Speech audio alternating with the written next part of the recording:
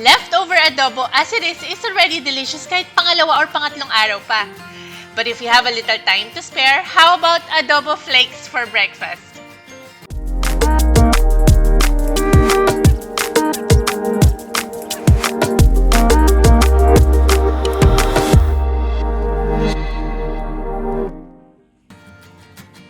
So our main ingredient, of course, is our leftover chicken adobo. We make sure na we don't discard the sauce dahil gagamitin natin to later.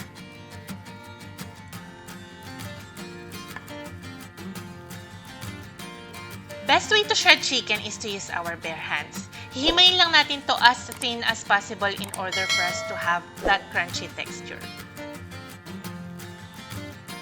I always prefer chicken thighs sa adobo because of its juiciness in nature. And to be honest, it's even better when turned into adobo flakes.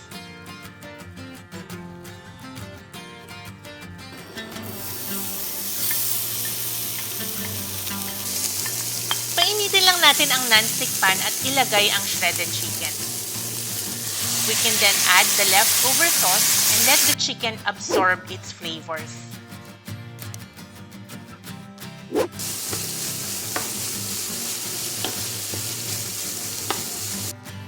Once dry, pwede na tayong mag-sprinkle ng ating cooking oil.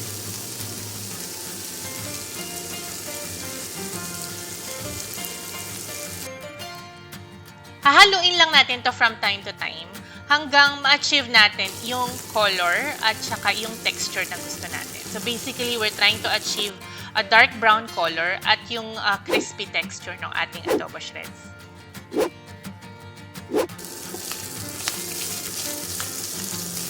So just a tip lang, since I planned to make adobo flakes the next day, sinigurado kong medyo marami yung aking adobo the day before. So, nung inulam namin to, dinagdagan ko ng mga nilagang itlog para siguradong may matira pang mga meat or chicken para mailuto as adobo flakes the next day. So, ready na ang ating chicken adobo flakes. As you can see, yung color at saka yung texture na achieve na natin.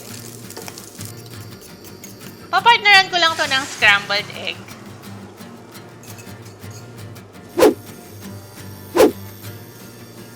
I like my scrambled egg a little bit fluffy. And of course, sinangag.